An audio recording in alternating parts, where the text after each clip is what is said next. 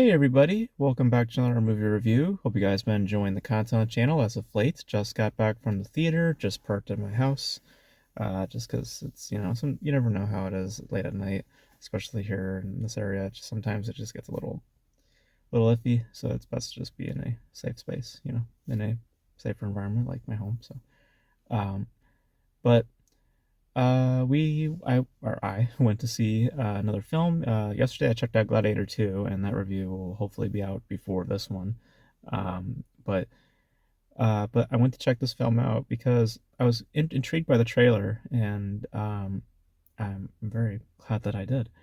That film that we're going to be discussing today is A Real Pain, which was written and directed by Jesse Eisenberg, also starring Jesse Eisenberg, as well as one of the Culkin brothers. I forgive me, I do not know his name. I know that he was a part of Succession, but I don't know. His name is not ringing any bells to me. But he's Macaulay Culkin's brother, or older brother, or whatever. Um, but stars these two, and they are cousins, and they are going on a trip to, in a way, honoring their grandmother who has recently passed away. And what the film explores is these two emotional states that are inhabited through these two people, through Jesse Eisenberg and Culkin. Culkin being a person who is deeply depressed and dealing with tremendous um, sadness, and the other side of that equation, we have Eisenberg, who is fairly anxious and very uptight and very distant, in the social sphere. He has a hard time connecting in a certain respect, and that is his anxiety that limits him. And in Culkin's case, he has these sprouts, just bursts of energy that pop up every so often, and then it just sours down. You know, Very much illustrating that of depression. You have your ups and downs, and you have like extreme highs and you have your extreme lows. You have your great highs of optimism, and then you have your sorrows, your deep deeps of cynicism. Um, but ultimately, that's what the film is residing in: is the dissection of those two emotional states, their conflicts with each other, their intertwinings, their symbiotic links, and then ultimately their great distance from each other. And what I love about the film extremely is, firstly, I think the performances are terrific. I think both of them do a great job playing off of each other, especially Culkin. I was really, really impressed by him and what he was doing, because you know the thing about like the way that people like uh, represent depression sometimes on film, it just feels a bit um it doesn't feel fully realized, and it feels as if they're just inhabiting sadness, and that's kind of and they think that that's enough. And to some extent that can work. For example, like Manchester by the Sea, which I absolutely love. It does present that state in a very serious and sad manner. Whereas in the case of something like Culkin, I feel it's a lot more realistic, where it is highs and lows. It is spurts and then just nothing whatsoever. Um, and the the motivation for his social life is to gain attention, is to distract from how he is feeling on the inside. Whereas Eisenberg is just relishing in his anxiety and allowing that to dictate his decisions, and why he is so distant from everybody else. Um, and in those performances, you absolutely get those impressions and all of those dimensions and all of those nuances.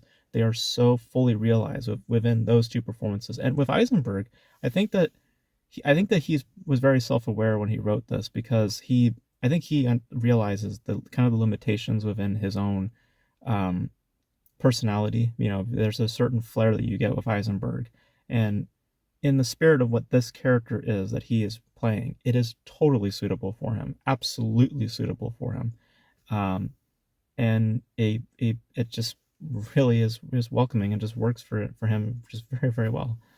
Um, and the writing, speaking, getting into another area, but the writing, it's just so good. I mean, there are, again, as is with the performances, there are many nuances to that script, um, and I think that what those performances do to the writing is to really elevate it, because I think that the film really hinders on that dynamic, and it really hinders on the the believability of those two in terms of performances. And thankfully, you get these two that are just really committing themselves and really bringing a lot to this. And in that writing just feels elevated and feels so much more detailed as a result. Because on its own, it perhaps may not be so apparent, but with those performances there, it becomes a lot more aware to how detailed that script is.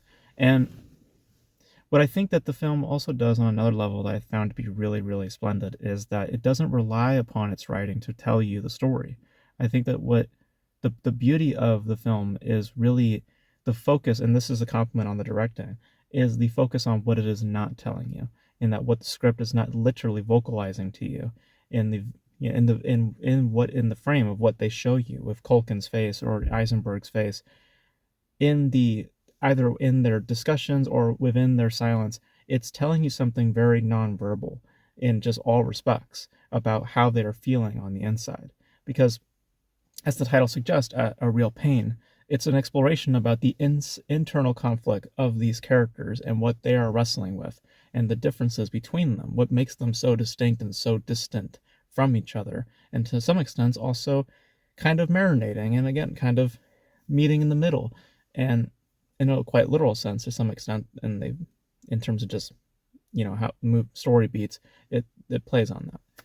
So um so I just think that it's a really fully realized vision, and I think that they are I think it captures those emotional states very accurately, very um um very detailed, and again, I love the manner of it, of how it just for a large portion of its time is looking at these characters within a nonverbal approach. I mean, absolutely, the film is utilizing a script, and it is it's huge talky, but in what I look through, I am not focusing on words, or it's not a film that relies upon words as much as it is relying upon looking at these characters and looking at how they are, just their demeanor and how they are in the moments of either what they are speaking on or just how in their very existence. So and again, a lot more compliment towards those performances, because they just are very, very convincing and very, very good. Especially Culkin. I was just highly impressed with how Culkin and his ability to just represent what he is representing. Um, so great writing, very solid direction, terrific performances. You get something that is just very, very well made, and um, and properly funny. There's obviously, with what it's discussing, there's many moments of great heft. There are points where I cried because of just um, how real some moments get. There is, we have discussions of like depression, and on the other sides of the equation about anxiety. Specifically with Jesse Eisenberg, it's the discussion of OCD. Um, there is discussions that come up within the film that when these discussions happen, it doesn't feel awkward, it doesn't feel out of place, it feels fully earned because of the film's terrific dissection of these emotional states, to when these moments happen to where you know where emotion takes place. It's so earnest and it's so resonant, and it's really, really impacting. And I was affected. I felt those moments absolutely, because it's just so real, and it's just real in not only just what's it's being discussed, but in how it is executed, how it is represented through those performances.